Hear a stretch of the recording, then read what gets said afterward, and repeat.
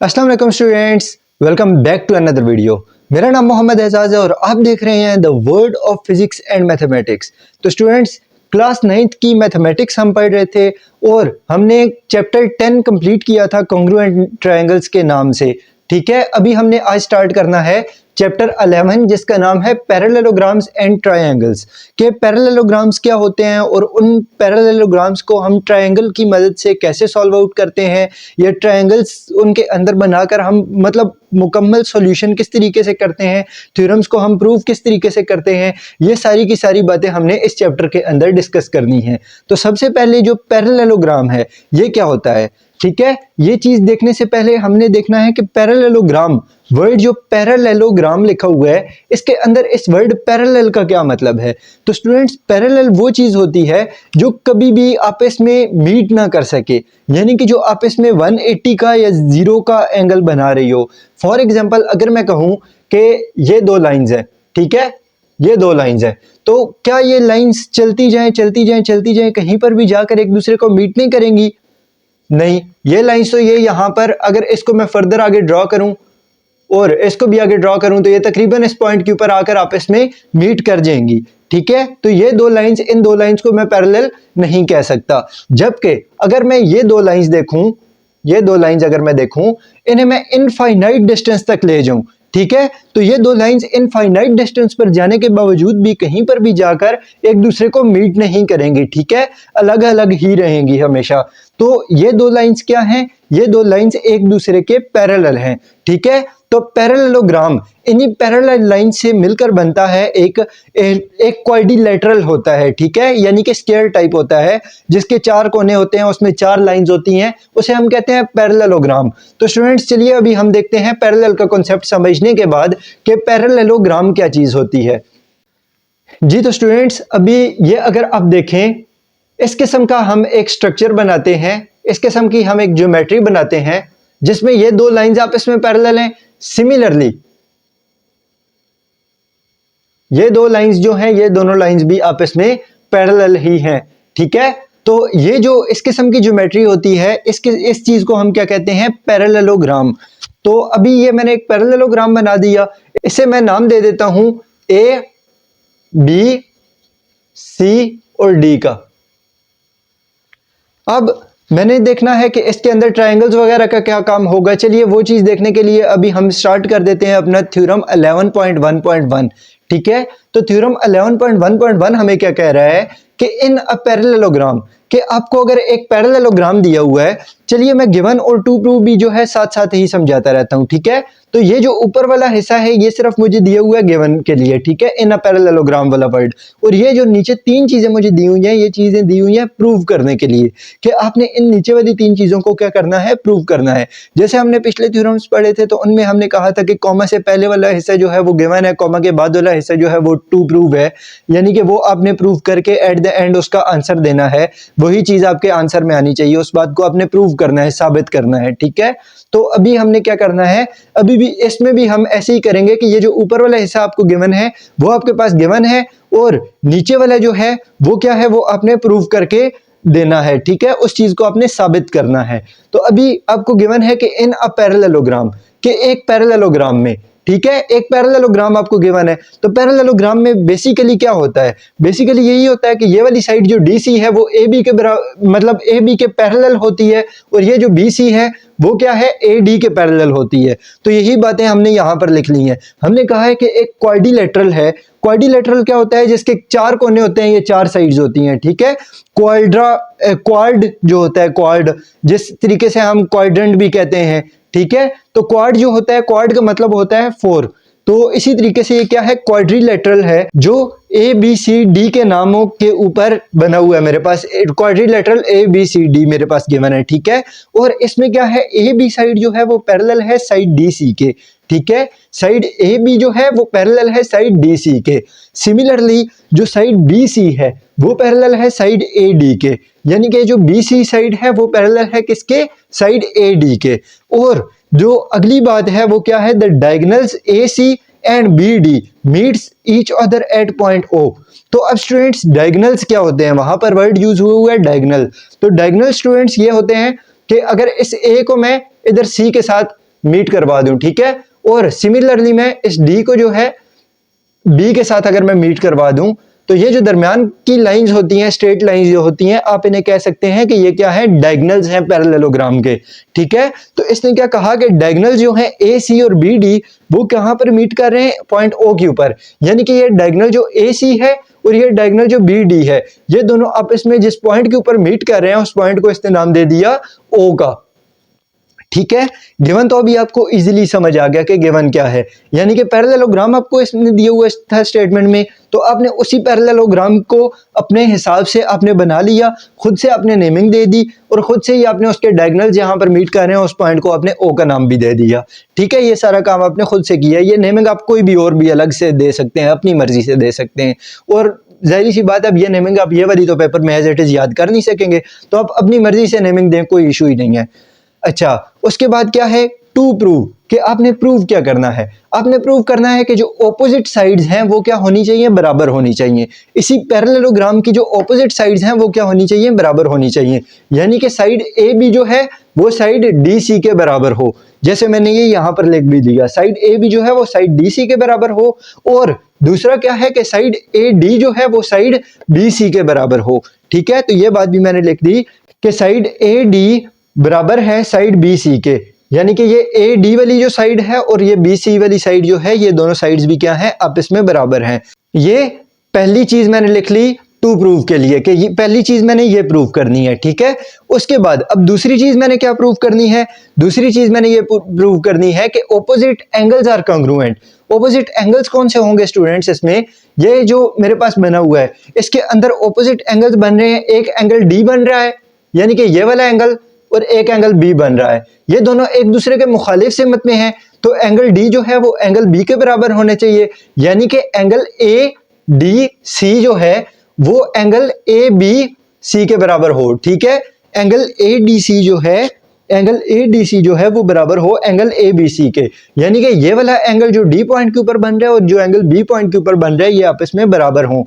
दूसरी बात क्या है कि एंगल बी ए डी, ठीक है, एंगल बी ए और डी, यानी कि ये वाला एंगल और इसी तरीके से एंगल ये वाला जो बन रहा है B C D, B C और डी, यानी कि ये वाला जो एंगल है, यानी कि ये दोनों एंगल ए और एंगल सी, ये दोनों एंगल क्या है, आपस में बराबर होने चाहिए, यानी कि angle B A D should be equal to angle B C D, ठीक है। यानी कि ऑपोजिट एंगल्स आर कॉन्ग्रुएंट, ये बात आपने लिखनी थी टू प्रूव के लिए, कि ये बात आपने एट द एंड क्या करनी है, प्रूव करनी है। पहली दो बातें हमने प्रूव करनी है, उसके बाद तीसरी बात क्या है, तीसरी बात है the diagonals bisect each other, कि जो डायगोनल्स हैं, जो आपने यहां दरमियान में डायगोनल्स बनाए हैं, ये डायगोनल्स क्या होने चाहिए, एक दूसरे को बाइसेक्ट करने चाहिए। अब ये जो वर्ड मैंने लिखा है बाइसेक्ट, इस बाइसेक्ट का मतलब क्या है, बाइसेक्ट, ठीक है, बाइसेक्ट का मतलब है दरमियान से काटना, दरमियान से काटना, यानी कि ये मेरे पास एक लाइन है, ये लाइन ए बी है मेरे पास, और इसको अगर मैं बिल्कुल दरमियान से काट रहा हूं, ठीक है, तो ये दरमियान वाला पॉइंट क्या होगा, ये दरमियान वाला पॉइंट होगा इस लाइन का बाइसेक्टर, यानी कि इस लाइन को दरमियान से काटने वाला पॉइंट या दरमियानी हिस्से वाला पॉइंट जो है वो क्या है, वो ये वाला है, ठीक है। तो इसको मैं क्या कह सकता हूं, बाइसेक्टर। तो अब ये क्या कह रहे हैं कि जो डायगोनल्स हैं वो एक दूसरे को क्या करें, वो एक दूसरे को बाइसेक्ट करें, यानी कि ये वाला जो डायगोनल है ए सी वो बाइसेक्ट करे डी बी को, यानी कि जब ए सी वाला जो है इसे क्रॉस करके जा रहा है वो डी बी को जब बाइसेक्ट करेगा, तो इसका क्या मतलब होगा कि ये दरमियान वाला जो पॉइंट है इससे बी तक का डिस्टेंस और इससे डी तक का डिस्टेंस बराबर होगा। जैसे मैं यहां पर ये कह देता हूं ए बी लाइन थी और मैं कहता हूं ये सी पॉइंट जो था इसने ये बाइसेक्ट किया ऐसे, तो मैं क्या कहूंगा, ए सी और बी सी जो है वो क्या है, वो आपस में बराबर हैं। क्यों? क्योंकि ये दरमियान वाला हिस्सा है, तो ये वाला हिस्सा और ये वाला हिस्सा आपस में बराबर आएगा। इसी तरीके से मैं कह रहा हूं कि इस डी बी ने बाइसेक्ट किया इस ए सी को, बाइसेक्ट जब किया, दो बराबर हिस्सों में तोड़ा, तो मैं कह सकता हूं कि ओ ए और ओ सी बराबर हैं। इसी तरीके से इस ए सी ने बाइसेक्ट किया इस डी बी को, ठीक है, तो मैं कह सकता हूं कि ओ से बी तक का डिस्टेंस और ओ से डी तक का डिस्टेंस क्या है, आपस में बराबर हैं। तो इसी वजह से मैंने ये वाली बात लिख ली कि ओ इज कॉन्ग्रुएंट विद ओ सी, यानी कि बाइसेक्ट कर रहा है ये वाला डायगोनल, ओ ए जो है ओ ए जो है वो ओ सी के बराबर है, और इसी तरीके से ओ बी जो है वो बराबर है ओ डी के, ओ बी जो है वो बराबर है ओ डी के। तो इसी के साथ मेरा ये थर्ड वाली चीज भी मैंने लिख ली कि 3 चीजें मैंने ये वाली प्रूव करनी थी। अब मैं चलता हूं इन 3 चीजों को प्रूव करने की जानिब कि मैं करूंगा कैसे। तो ये प्रूव करने से पहले मैं अपना एक कंस्ट्रक्शन वाला काम कर लेता हूं। कंस्ट्रक्शन में मैंने क्या करना है, कुछ भी नहीं करना, सिर्फ मैंने लेबल कर देने हैं, यानी कि नाम दे देने हैं एंगल्स को एज एंगल 1, इस वाले को एंगल 1 दे देता हूं, इस वाले को एंगल 2 दे देता हूं, इसको एंगल 3 दे देता हूं, इस नीचे वाले को एंगल 4 दे देता हूं, और इसे एंगल 5 और सिमिलरली इसे एंगल 6। ठीक है, तो ये मैंने सारे एंगल्स को नाम दे दिए और वो मैंने लिख दिया कंस्ट्रक्शन में। अब फर्दर मैंने क्या करना है, फर्दर अब मैंने प्रूफ करने हैं अपनी स्टेटमेंट्स की रीजंस देते हुए, मैंने इन तीनों चीजों को, तीनों बातों को मैंने प्रूव करके देना है। तो प्रूव करने के लिए मेरे पास कुछ ना कुछ सबूत होने चाहिए, तो मैं वही प्रूफ्स देने जा रहा हूं। ठीक है, तो अब ये प्रूफ देने के लिए मैं क्या करता हूं कि मैं वो जो मैंने पिछला चैप्टर पढ़ा था कॉन्ग्रुएंट ट्रायंगल, उससे सारी मैं हेल्प लेने जा रहा हूं। और अब मैं इन पैरेललोग्राम्स में, इस पैरेललोग्राम्स में मैं हेल्प किसकी लूंगा, इन ट्रायंगल्स की हेल्प लूंगा। ठीक है, तो अब मैं क्या करने जा रहा हूं कि ट्रायंगल ए बी डी, सबसे पहले ये मैं क्या कर रहा हूं, ये मैं फर्स्ट स्टेटमेंट को प्रूव कर रहा हूं। ठीक है, यानी कि ऑपोजिट साइड्स आर कॉन्ग्रुएंट। ठीक है, इस चीज को प्रूव करने के लिए मैं क्या कर रहा हूं कि ट्रायंगल ए बी डी मैंने लिया और ट्रायंगल सी डी बी लिया मैंने। ठीक है, ट्रायंगल ए बी और डी, ठीक है, यानी कि ये वाला हिस्सा, ये वाला पूरा triangle, triangle A B D, ये वाला ट्रायंगल लिया, और दूसरा कौन सा लिया, triangle C B D, C B D. ठीक है, ये वाला ऊपर वाला ट्रायंगल। अब ये दोनों ट्रायंगल्स मैं आपको अलग से बनाकर भी दिखा देता हूं। यहां पर देखिए, फर्ज कीजिए कि ये आपके पास वही वाली डायग्राम है, वो वाली। तो आप क्या कर रहे हैं, इस ट्रायंगल को एक ले रहे हैं, ट्रायंगल ए बी डी को। ठीक है, ए बी डी को ले रहे हैं अगर आप, तो ये वाला ट्रायंगल आपके पास कैसे आ रहा है, तकरीबन कुछ इस किस्म का आ रहा है आपके पास।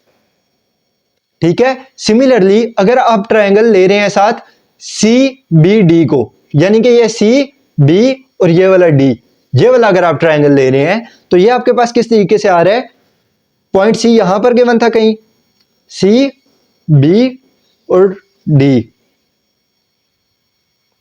ठीक है, ये वाला ट्रायंगल आ गया, यानी कि ये जो पॉइंट है ये आपके पास ए था, ये पॉइंट आपके पास बी था, ये सारे के सारे ये एक ही पॉइंट है। इसे मैंने सिर्फ ओपन करके लिखा है आपकी आसानी के लिए, आपको समझाने के लिए। ये पॉइंट सी है उसी पैरेललोग्राम का, और ये जो पॉइंट है पूरा, ये पॉइंट है डी।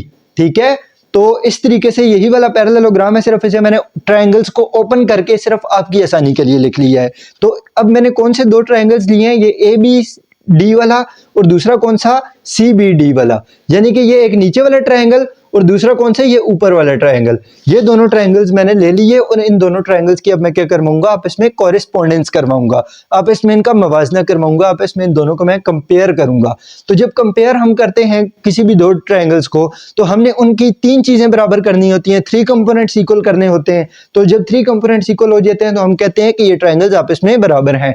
तो अब इसमें जब मैं 3 कंपोनेंट्स बराबर करने जाऊंगा, तो मैं कहूंगा कि एंगल 4 जो है वो एंगल 1 के बराबर है। क्यों भाई, कैसे बराबर है, इसकी मैंने रीजन भी दे दी, अल्टरनेट एंगल्स। अल्टरनेट एंगल्स का स्टूडेंट्स मतलब ये है कि फॉर एग्जांपल मैं कहता हूं ये मेरे पास एक लाइन है, स्ट्रेट लाइन, इसके ऊपर यहां पर भी एक सीधी लाइन है, यहां पर भी एक सीधी लाइन है, तो ये वाला एंगल जो होगा वो इस एंगल के बराबर होगा। ठीक है, यानी कि ये अल्टरनेट एंगल्स बन रहे हैं। इसी तरीके से ये वाली जो आपके पास लाइन है और उस लाइन के ऊपर ये 2 लाइन सेम है, तो इसका ये वाला एंगल और ये वाला एंगल जो बन रहे हैं, ये दोनों क्या बन रहे हैं, अल्टरनेट एंगल्स बन रहे हैं। तो ये अल्टरनेट एंगल्स क्या हैं, आपस में बराबर हैं, इसलिए एंगल 4 बराबर है एंगल 1 के, और इसकी आपने रीजन दे दी अल्टरनेट एंगल्स। सिमिलरली अब अगर मैं देखूं एंगल 3 और एंगल 2 को, तो ये दोनों भी उसी तरीके से अल्टरनेट एंगल वाले कॉन्सेप्ट से ही क्या हैं, ये दोनों भी आपस में एंगल 2 और एंगल 3 भी बराबर हैं। और तीसरी चीज मैं क्या लेता हूं, ये साइड बी डी लेता हूं। ठीक है, बी डी साइड। अब देखें, अगर आप देखें ये वाला ट्रायंगल देखें या फिर ये वाला ट्रायंगल देखें, इन दोनों ट्रायंगल्स के अंदर ये बी डी वाली जो साइड है, ये साइड कॉमन नहीं है क्या, कॉमन है कि ये देखें ये वाला ट्रायंगल अगर मैं देख रहा हूं, ये वाला ट्रायंगल पूरा, तो इस ट्रायंगल में भी क्या है कि ये वाली साइड बी डी वाली मौजूद है, और अगर मैं ये वाला ट्रायंगल देख रहा हूं तो इस ऊपर वाले ट्रायंगल में भी क्या है, ये बी डी वाली साइड मौजूद है। तो क्या है कि B D is congruent with B D, और इसे मैंने क्या कह दिया, कॉमन। ठीक है, अब मेरे पास क्या था, एक एंगल बराबर था, एक साइड बराबर थी और फिर एक एंगल बराबर था। एंगल 4 एंगल 1 के, एंगल 3 एंगल 2 के, और ये side B D side B D के। तो इसके लिए मैंने रीजन क्या दी कि angle side angle, angle side angle, यानी कि ये वाला एंगल, ये वाली साइड, ये वाला एंगल बराबर हैं किसके, इस वाले एंगल के, इस वाली साइड के और इस वाले एंगल के। ठीक है, तो ये चीज मैंने यहां पर लिख ली, इसकी रीजन। अब अगर स्टूडेंट्स मेरे पास ये वाला ट्रायंगल और ये वाला ट्रायंगल बराबर है आपस में, ठीक है, यानी कि ये वाला ट्रायंगल और ये वाला ट्रायंगल आपस में मेरे पास बराबर हैं, तो मैं कह सकता हूं कि इस ट्रायंगल की ये वाली साइड और इस ट्रायंगल की ये वाली साइड आपस में बराबर है, कह सकता हूं, क्योंकि ये इस ट्रायंगल की बेस है, वो उस ट्रायंगल की बेस है। ठीक है, तो ये ट्रायंगल और ये ट्रायंगल, मतलब ये वाली साइड और ये वाली साइड, इन दोनों बराबर ट्रायंगल्स की क्या होगी, आपस में बराबर होगी। तो इस वजह से मैंने लिख लिया side A B is congruent with side C D, A B is congruent with C D. और दूसरा क्या लिख लिया मैंने कि इस वाले ट्रायंगल की ये वाली साइड बी सी जो साइड है और इस वाले ट्रायंगल की ये ए डी जो साइड है, ये दोनों भी आपस में बराबर हैं, यानी कि बी सी और ए डी भी आपस में बराबर हैं, क्योंकि ये दो बराबर ट्रायंगल थे, इस वजह से इनकी ये वाली कोरिस्पॉन्डिंग साइड जो है ये भी बराबर होनी चाहिए। तो ए डी जो है वो बी सी के बराबर है, और इसकी मैंने रीजन क्या दे दी, corresponding sides of congruent triangles. तो अब अगर आप यहाँ पर गौर से देखें तो पहली बात मैंने क्या प्रूव करनी थी, पहली बात मैंने यही प्रूव करनी थी कि ये दोनों side A B side D C के और साइड ए डी जो है साइड बी सी के बराबर हो, और ये बात जो हो गई, ये बात मेरे पास प्रूव्ड हो गई। ठीक है, केस 1 मैंने प्रूव करके दे दिया, केस 1 मेरा क्या हो गया, टिक हो गया। अब उसके बाद मैंने केस 2 प्रूव करना है, तो इसके लिए मैंने क्या किया, एक और काम मैंने छोटा सा कर लिया है यहाँ पर, कि वो क्या किया, एंगल ए को एंगल सी के बराबर रख दिया, यानी कि ये वाला ट्रायंगल ये वाला ट्रायंगल आपस में बराबर थे, ये वाला पूरा ट्रायंगल और ये वाला पूरा ट्रायंगल। तो क्या कर दिया, इस ट्रायंगल का एंगल ए और उस ट्रायंगल में जो आ रहा था एंगल सी, तो एंगल ए और एंगल सी क्या हो गए, आपस में बराबर हो गए। और ये चीज भी मैंने उसी तरीके से लिख ली, और इसकी मैंने रीजन क्या दे दी, corresponding angles of congruent triangles. ठीक है, तो ये बातें प्रूव हो गई। अभी नेक्स्ट हम करते हैं केस 2 को प्रूव। जी तो स्टूडेंट्स, ये फर्स्ट चीज प्रूव करने के बाद कि दोनों जो ऑपोजिट साइड्स हैं वो कॉन्ग्रुएंट हैं एक पैरेललोग्राम की, अब हमने प्रूव करना है कि ऑपोजिट एंगल्स जो हैं क्या वो भी बराबर हैं या नहीं है। तो इस चीज को हमने प्रूव करना है कि ऑफ कोर्स हैं। तो अभी हमने क्या करना है कि सबसे पहले हमने किया कि angle 1 is congruent with angle 4। ठीक है, हमने कहा कि एंगल 1 जो था वो एंगल 4 के बराबर था, और इसकी हमने रीजन क्या दी, प्रूव्ड, क्योंकि ये बात हमने यहाँ पर डिस्कस की ना कि एंगल 1 कैसे एंगल 4 के बराबर है, तो हमने यही बात उठाकर यहाँ पर लिख ली सेकंड चीज को भी प्रूव करने के लिए कि एंगल 1 जो है और एंगल 4 जो है ये दोनों एंगल्स क्या हैं, आपस में बराबर हैं, ये दोनों अल्टरनेटिव एंगल्स हैं। ठीक है, सिमिलरली एंगल 2 एंगल 3 के बराबर है, यानी कि ये वाला एंगल 2 जो है वो एंगल 3 के बराबर है, ये भी अल्टरनेट एंगल है। ठीक है, अल्टरनेट एंगल्स हैं एक दूसरे के। तो ये बात भी मैंने पहले प्रूव की हुई थी, इस वजह से ये बात भी मैंने उठाकर यहाँ पर लिख दी। इन दोनों को मैंने क्या किया, ए और बी का नाम दे दिया, और अब मैंने क्या किया कि इक्वेशन ए को और इक्वेशन बी को मैंने आपस में ऐड करवा दिया। ठीक है, यानी कि इक्वल की ये वाली साइड और इक्वल की वो वाली साइड दोनों आपस में प्लस हो गई। Angle 1 plus angle 2 is congruent with angle 3 plus angle 4। ठीक है, तो ये वाली साइड प्लस हो गई, इधर से ये वाली साइड प्लस हो गई, तो ये वाली फॉर्म मेरे पास आ गई। अब ये क्या है कि फ्रॉम ए एंड बी, ठीक है, इक्वेशन ए और इक्वेशन बी को मैंने आपस में ऐड करवाया है। फिर अब इसके बाद अगर आप देखें तो क्या है कि एंगल 1 प्लस एंगल 2 आपके पास क्या बन रहा है, एंगल 1 प्लस एंगल 2 अगर आप डायग्राम के अंदर देखें तो एंगल 1 प्लस एंगल 2 यानी कि ये वाला पूरा एक एंगल बन रहा है, सही है। और ये एंगल क्या है, ये एंगल ए डी सी है, सही है। एंगल 1 और एंगल 2 क्या है, एंगल ए डी सी है। तो आप इसे कह सकते हो एंगल 1 प्लस एंगल 2 की जगह आप लिख सकते हो एंगल ए डी सी।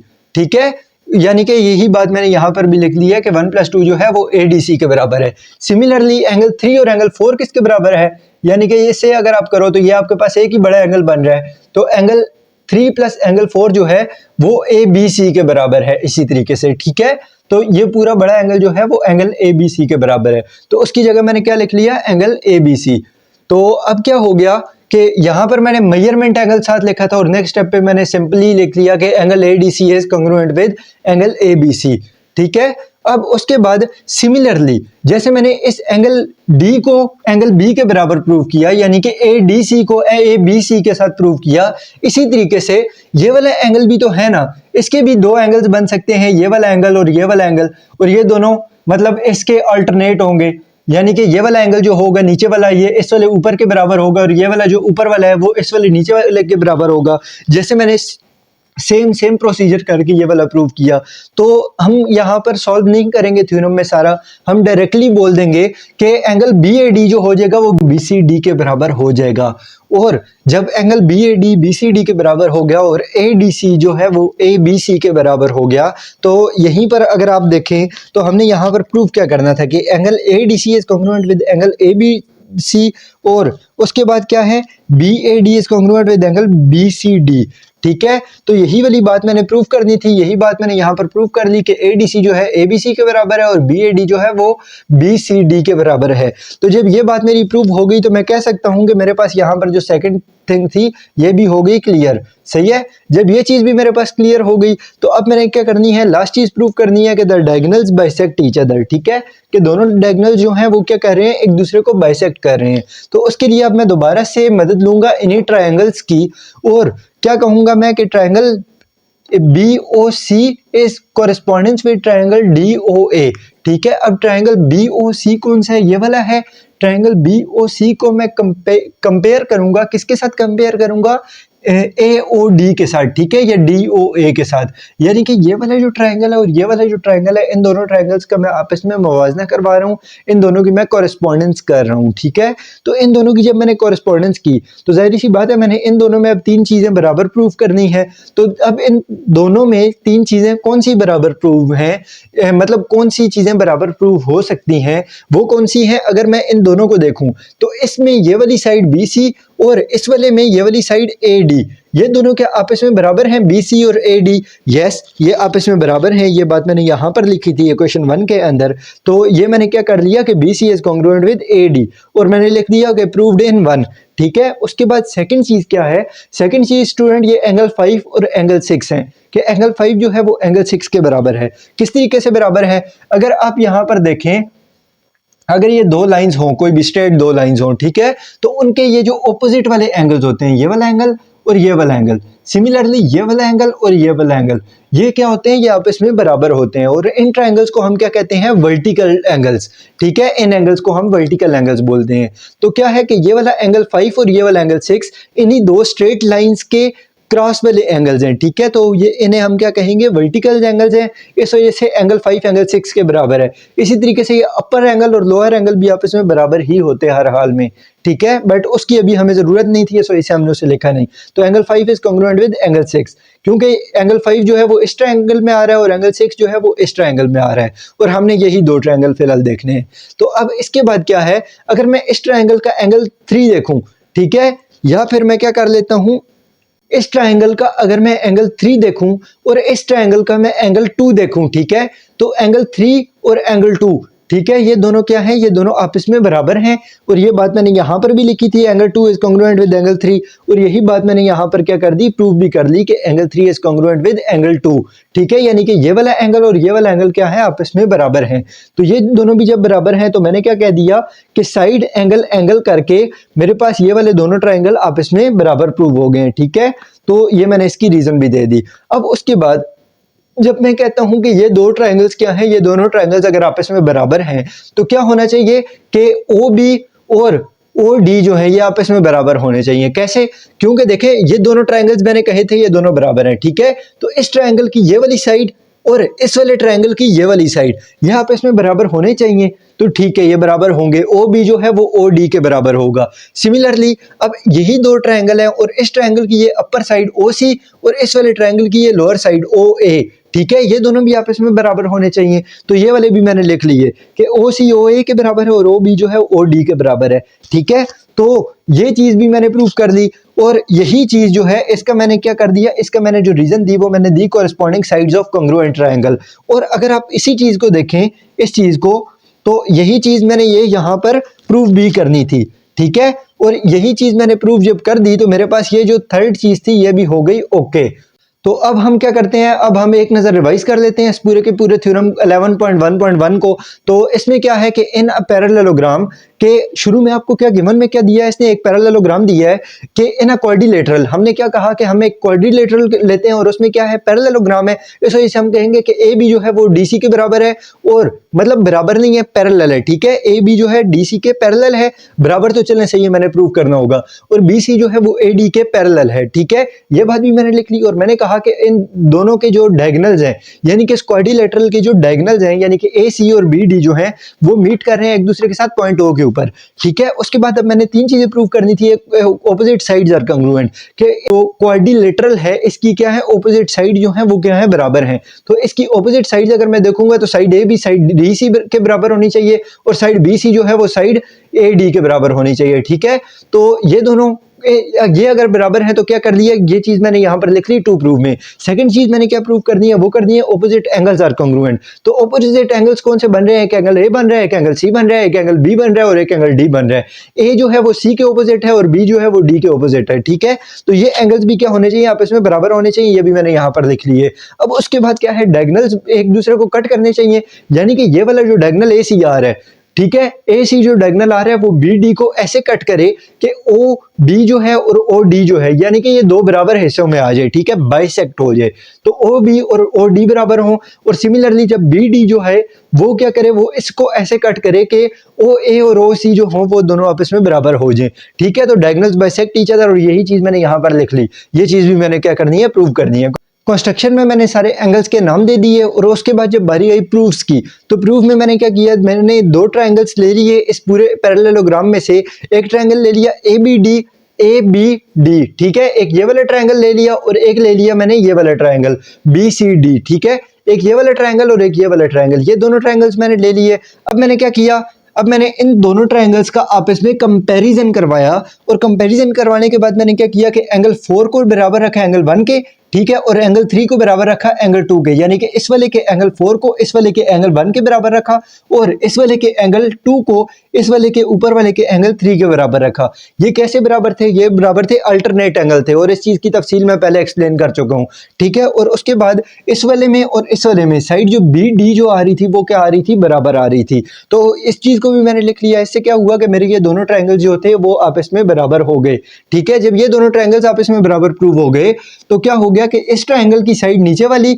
और इस ट्रायंगल की साइड ये ऊपर वाली, ये दोनों आपस में बराबर थी। फिर इस ट्रायंगल की ये वाली साइड और इस ऊपर वाले ट्रायंगल की ये वाली साइड, ये दोनों आपस में बराबर थी। तो क्या कर दिया, यहां से हो गया मेरा पहला टास्क कंप्लीट। उसके बाद अब मैंने एंगल्स की बारी आ गई जब, तो अब एंगल्स मैंने प्रूव करने थे, तो उसके लिए मैंने क्या कहा, मैंने कहा कि एंगल 1 एंगल 4 के बराबर था और एंगल 3 जो था वो एंगल 2 के बराबर था।